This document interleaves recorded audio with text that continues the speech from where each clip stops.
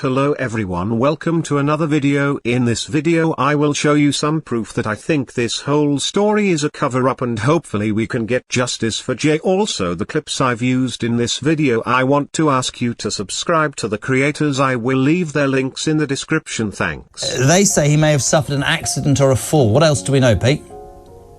Well, it's 4 weeks ago today that Jay Slaters was reported missing by his friend and travelling companion that he went to Tenerife with. He travelled out there with two friends to attend a music festival called NRG in Playas de las Americas.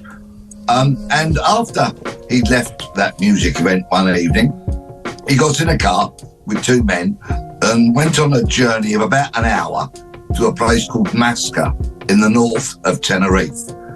When he left these men's apartment, on the Monday morning, 4 weeks ago today, he took a Snapchat photograph of himself, but most importantly, he rang his friend Lucy and told her that he had 1% power left on his battery, on his mobile phone, that he had nothing to drink and that he was thirsty and that he was in unfamiliar terrain. In other words, he was in a fairly mountainous, craggy, rugged, difficult to negotiate part of the northern part of the island of Tenerife. His friend rightfully was concerned and reported him missing to police just a couple of hours later. Thereafter, the Guardia Civil, the Spanish police, launched a hunt for Jay using whatever resources were at their disposal. And that was essentially a helicopter, sometimes, drones, search dogs,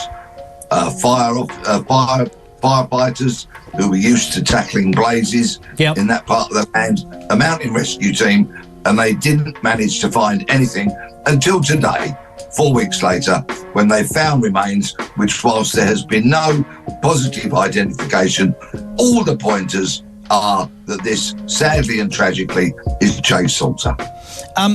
We had the story a couple of months ago about that BBC doctor who slipped or fell and was out in hot conditions and passed. I mean, he was 250 yards from a restaurant, for goodness sake. Are there other beliefs around this, or do they think this is a tragic sort of, is an accident, or are people believing there could be more to this story? Because I found it really weird, right? I'm just being honest with you. Seems to be the phone charger. He said, go into my friend's room, he's asleep, take his charger and you can put your phone on charge. There was no charging point by the sofa. Ayub says he then goes to sleep and he's woken by a buzzer. Ayub says he comes down the stairs. Jay says to him, what's that annoying noise? Which was the doorbell. Ayub says he opens the door and speaks to a woman and a man, and they gestured that he needed to move his car.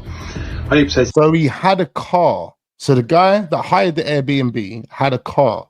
But I'm pretty sure the initial report I read was the guy Jay was asking people where the bus stop was or how long the bus was going to be.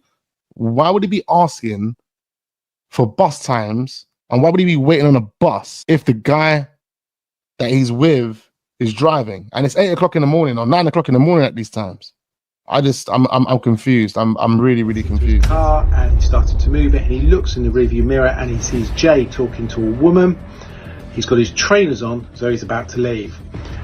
Jay then says to Ayub, having moved the car, the woman says, I can get a bus every 10 minutes. And Ayub says, he says to him, mate, just chill out. I'll drop you off in town when I wake up properly. That makes sense. He went, no, I'm hungry. I need to get a scram. And the woman told me I can get a bus every 10 minutes to Los Cristianos. Ayub says, he replies, there's no bus coming. This is my green door. If you need me. He says he shut the door. Jay walks away and he goes back to sleep. He then says he gets a call from a friend of Jay's who says that he's in a ditch somewhere and he's been cut by a cactus. The evidence still strongly supports that Jay left the Airbnb suddenly, walked for 30 minutes before wandering off-road, where at 08:49 and 08:50 on the Monday he dropped a location pin. However, as part of this investigation, we have sought to identify and speak with as many people that Jay had contact with whilst in Tenerife. The result of this digging has opened up an established criminal network with links to drugs, violent crime and theft.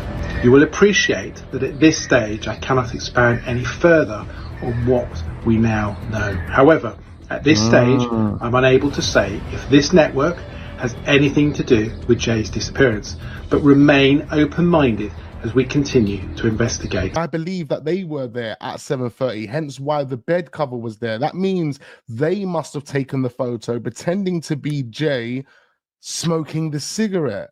And I believe we've got more evidence to prove that. In making me look that extra weirdo. I said, I'm not gonna lie, it's gonna be what people jump to because you was the last person to see him. He said, true bro, I shut my door and went back to sleep. He made a few phone calls and I haven't seen him since. So saying I was the last person to see him isn't really true, is it? I said, oh, I see. I just hope he's found. It's been so long. Not just you, everyone that knows him has been dragged into it. It's an unsolved case and the internet will go crazy. He said, trust me, they're all ripping into Lucy, but she was the first at my door knocking for him when she woke me up. There you go. I told you we got evidence to back it up. Ayub is actually claiming that Lucy was the first one at his door knocking that woke him up. Was that the morning of the disappearance? 6 a.m. That is a full 2 hours in the timeline that is unaccounted for, and we don't have that information about what happened during that time. I mean, a good detective would find out what Jay was doing in those 2 hours, and if that footage from the night Jay disappeared that sounded like Lucy screaming about what happened to Jay is real or not.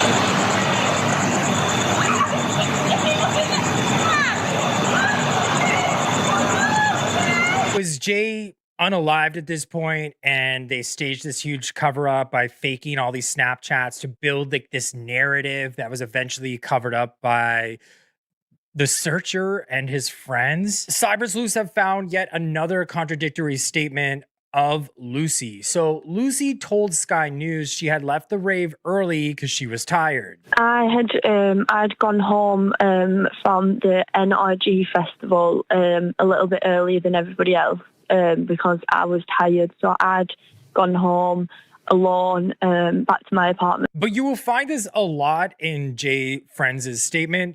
They are always contradicting themselves, sometimes in the exact same interview, which is why me and other influencers are asking for a proper investigation by British police and justice for Jay. Because Lucy had told Mail Online Jay had told her he was going with them, and she urged him to get back to their room at Paloma Beach Hotel, but he refused and insisted he was going off with them.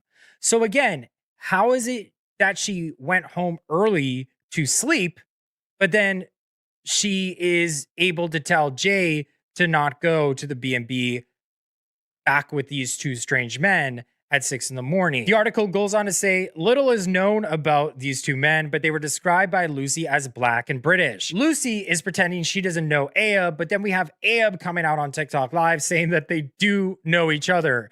She's just pretending like she didn't know who this convicted substance dealer was, even though there's that picture of allegedly her with Ayub, and she's identified by the mole on her back as being the female in this photo. And just going back to this quotation here, and Mail Online has spoken to the owner of a bar next door to the property who said she heard people in the house at 6 in the morning. The owner of the bar said they heard people inside the B&B at 6 in the morning. But according to Ayub and private investigator Mark Williams-Thomas, Ayub and Jay left the strip at 6 a.m. and traveled 23 miles north to arrive at their B&B at 6:30 a.m. So who was in the B&B a full half hour before they even got there? There's speculation right now by cyber sleuths that Jay's past might have caught up with him. More days, we're starting to get some more evidence. Now, what I think is super important, and I believe we need to go back to, is the neighbour's interview. Let's go ahead and take a listen again, because I think people are missing out some seriously key information here.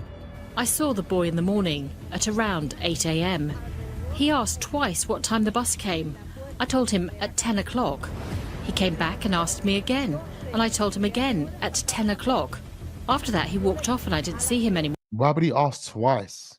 Didn't he get the answer the first time? Why is he asking again? There's a local lady who said that she'd seen and spoken to Jay, and in that she'd told him there was a bus coming at 10 a.m. Have you spoken to her at all, or? She didn't speak a word of English. Right. She was very, very cold towards all of them. So do you think her information might be wrong? I didn't see her face to face, but to put her hand up like that in the face of Zach and his dad, there's no, nothing there, is there? Did you try to speak to her? Was that when she did that? Yeah. And then there was another time I went up and the cafe was open. We pulled up. She seen us get out. She dragged all the chairs in and shut the shutter. Right. Later, I went in my car and I saw him. He was walking fast. Later, how late are we talking? And why was this guy walking fast?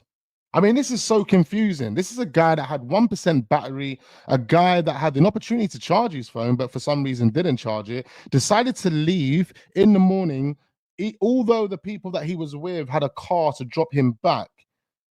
I mean, this is just not sitting right. There's something fishy going on here, bro. I didn't see him again after that.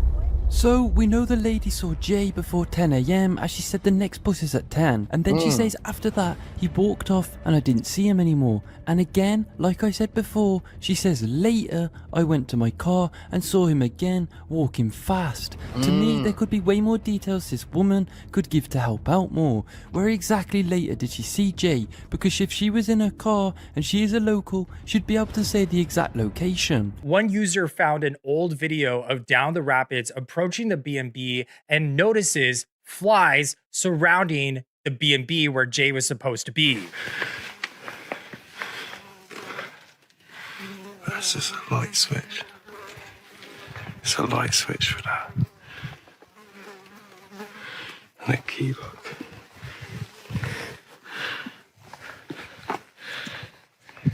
Just to clap. Yeah, and the top comment reads, quote, all the flies around the door, end quote. So was Jay's body inside of here? So right now, the prevailing theory is that Jay was passed on before he entered the B&B, and there's been a massive cover-up by Spanish police to protect their image and reputation as a safe destination for tourism, when really there's a huge underbelly of crime and the police are wrapped up in it.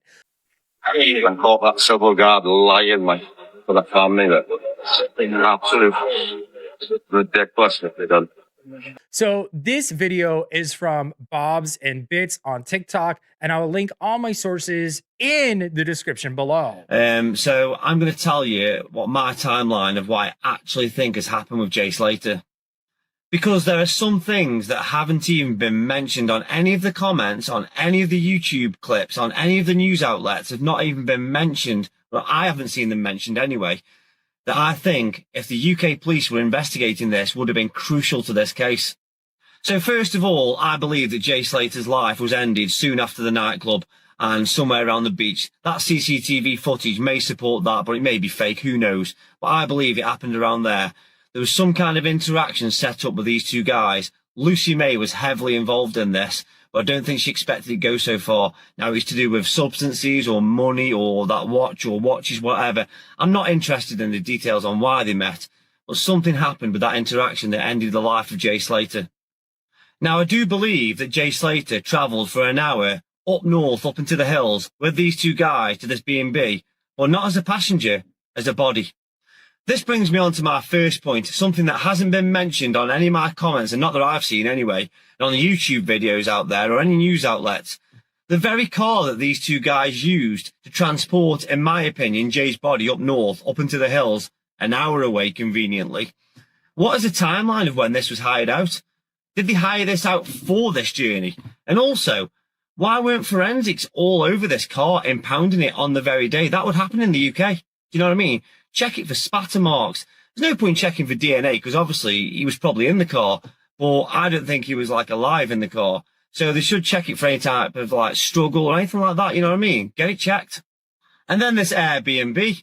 When was this actually booked? We need to know this stuff. When was it booked? Was it booked on purpose so they've got a destination to like, you know, sort out the body and stop overnight while they're doing this? I mean, you know, this is basic investigation. Come on. We literally have no proof that Jay was like coherent and alive at this Airbnb.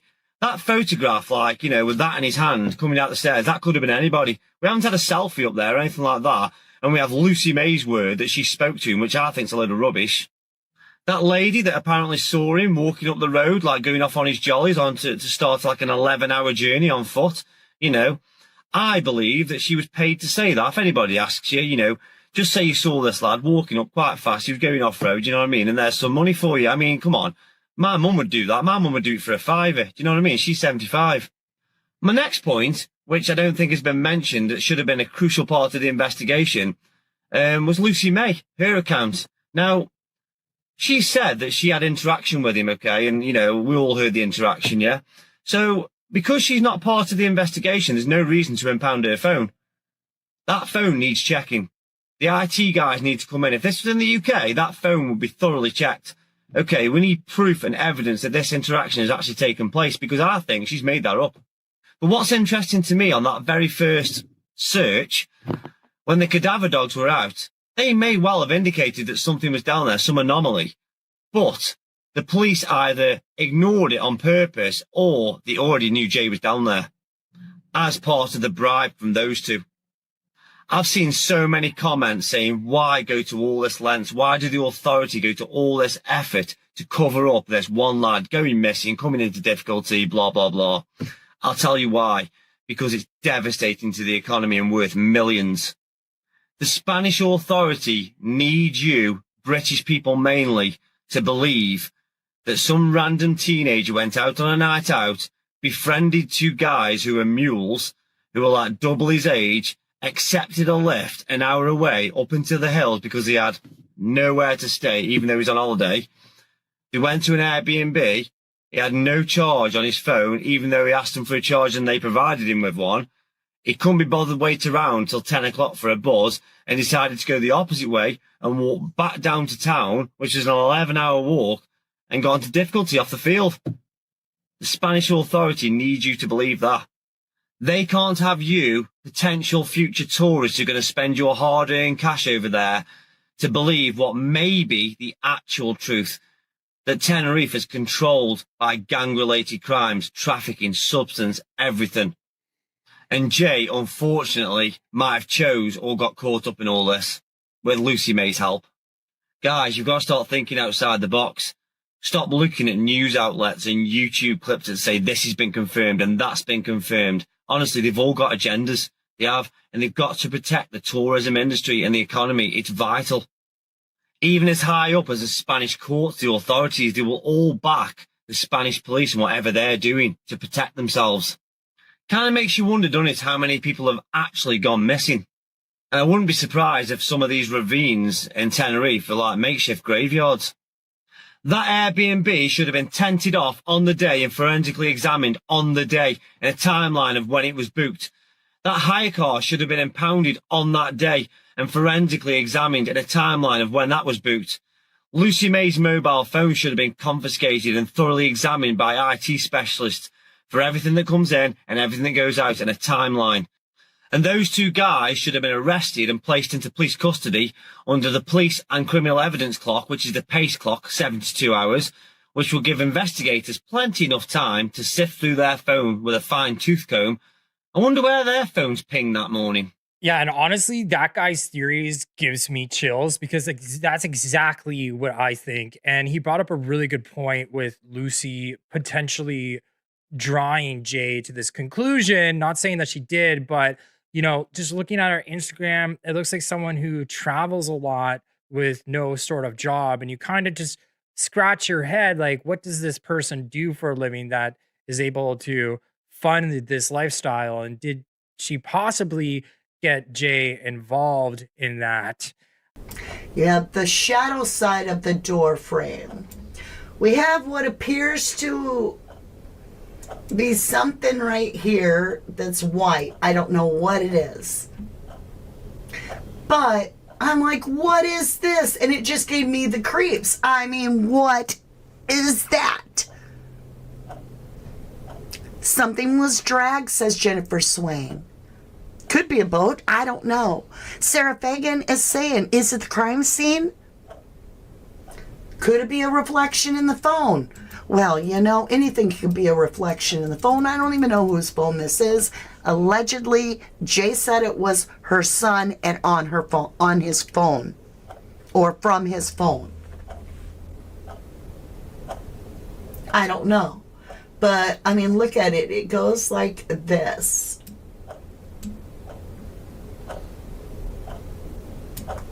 And I'm so grossed out by that.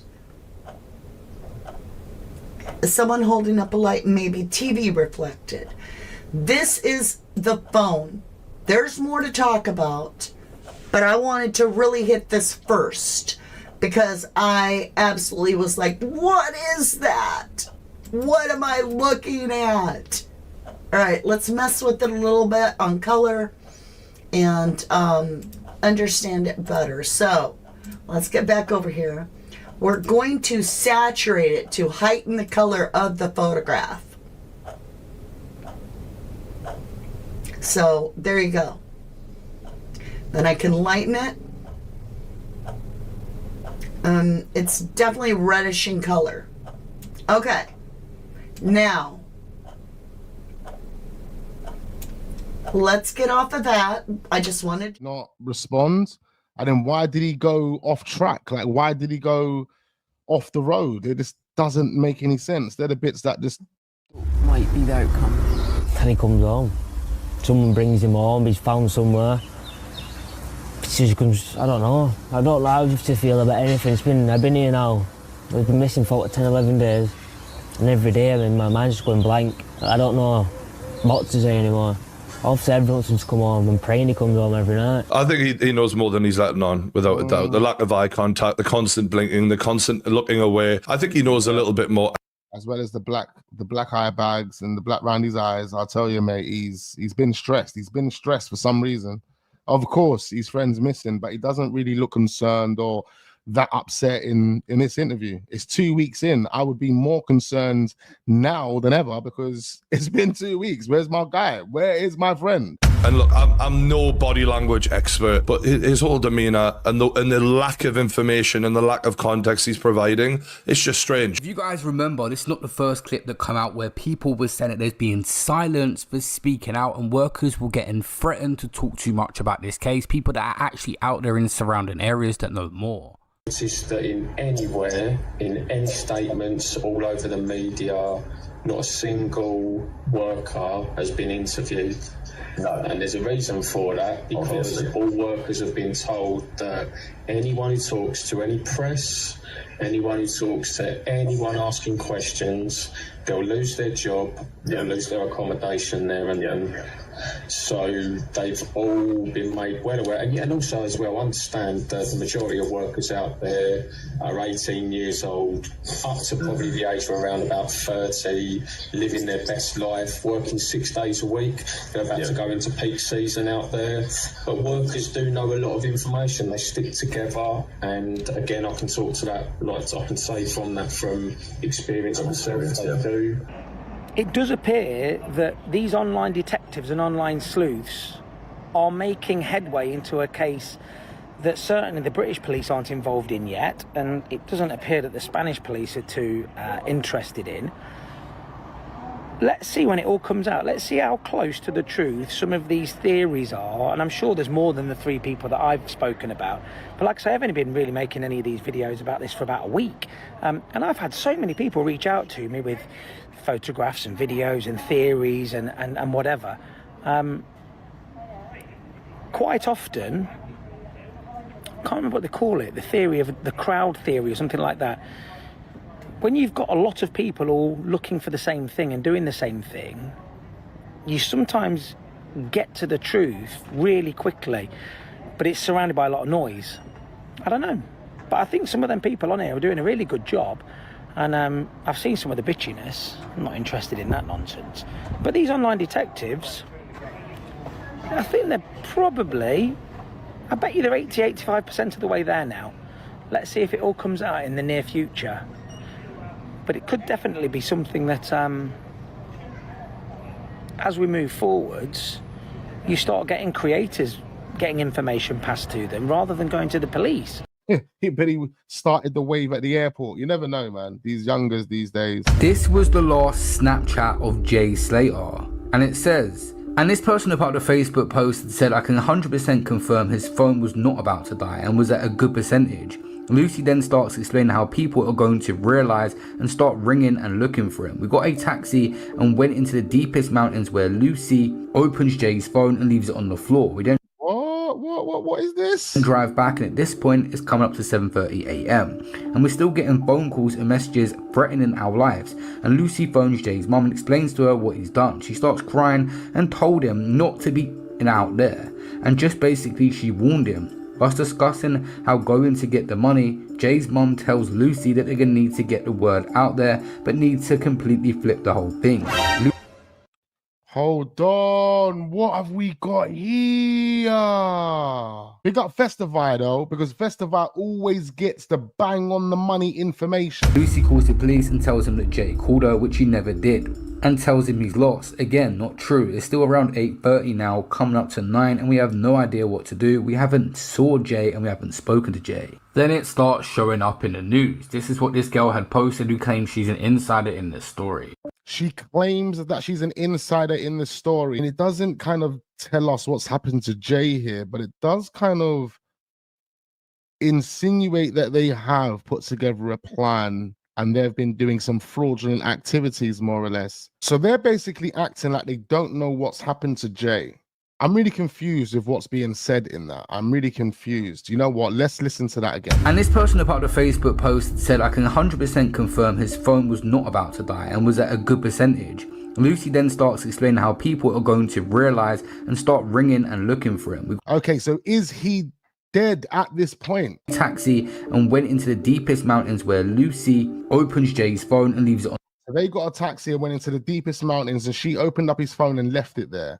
How did she get his phone, and where is Jay at this point? On the floor. We then drive back, and at this point it's coming up to 7:30 a.m.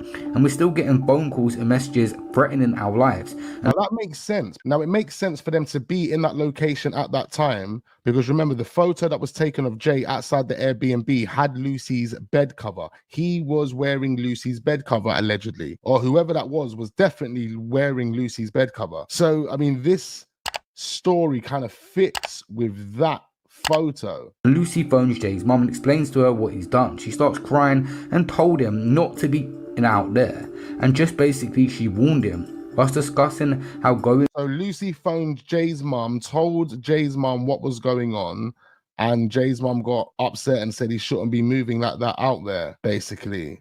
And she kind of implied that in her interview as well. You know, she didn't seem stressed. She seemed like she knew what was going on. This is the reason why I come to my conclusion. She kept reiterating, just let him go. Just let him go. Like someone had him. Like someone's got him. So clearly Lucy's told the mum that someone's got him, but they've got Jay's phone though. Why have they got Jay's phone? What a day.